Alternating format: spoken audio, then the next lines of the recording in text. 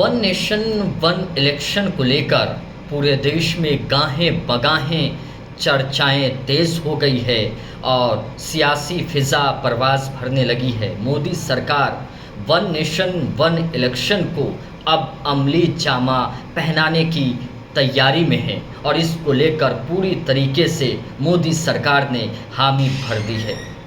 लेकिन one nation one election को लेकर देश की सियासत में इतनी चर्चाएं क्यों हो रही है, इसको समझते हैं।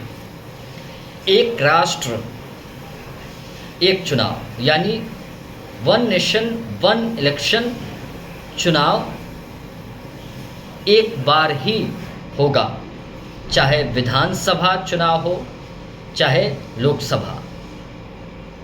दोनों चुनाव एक वक्त पर ही किए जाएंगे।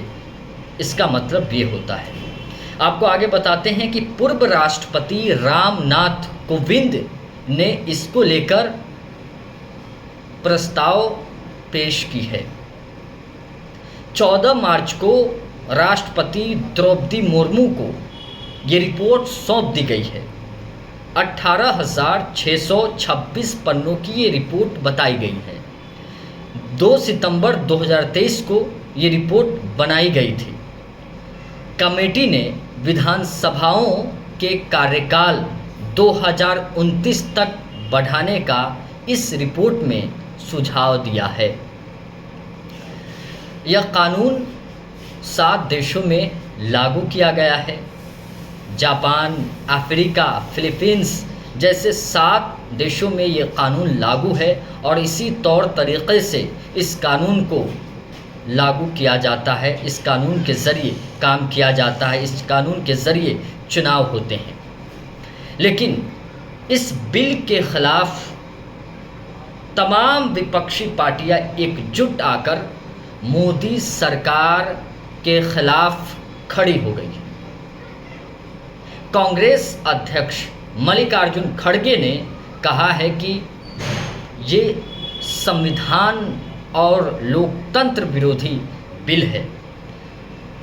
अगर अलग अलग समय पर चुनाव होंगे, इससे लोकतंत्र जीवित रहेगा। कांग्रेस अध्यक्ष का ये कहना है। एआईएमआईएम अध्यक्ष असदुद्दीन ओवैसी ने इस बिल के ख़िलाफ़ मोदी सरकार पर बड़ा हमला किया है। उन्होंने संविधान विरोधी इस बिल को बताया है। कांग्रेस के तमाम नेता इस बिल के ख़िलाफ़ है, तो दूसरी तरफ कुछ पार्टियां और सत्ता पक्ष इस बिल के समर्थन में हामी भर रही है। अब आपको बताते हैं क्या हो। सबसे पहले ये कब आया? आज़ादी के बाद 1952, 1957, 1962, 1967 में इस आधार पर विधानसभाओं के चुनाव हुए।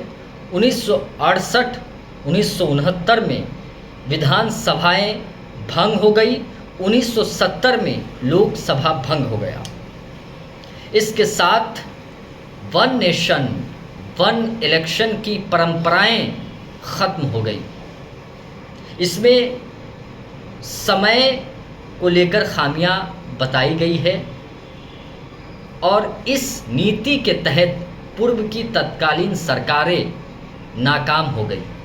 अब विपक्ष भी इस बिल के ख़िलाफ़ हुंकार भरती है। देखने वाली बात यह होगी कि सरकार इस बिल को किस तरह लोकसभा में लेकर आती है और इसकी परिभाषा किस तरह से सरकार पेश करेगी। लेकिन आपको बताना चाहता हूँ, रामनाथ कोविंद की कमेटी में 8 लोगों को शामिल किया गया है, जिसमें कांग्रेस नेता अधीर रंजन चौधरी भी शामिल है, गुलाम नबी आज़ाद भी शामिल हैं। लेकिन सरकार की परिभाषा इस बिल को लेकर क्या है, ये समझना बहुत ज़रूरी है। उसके बाद ही इस मसले पर सही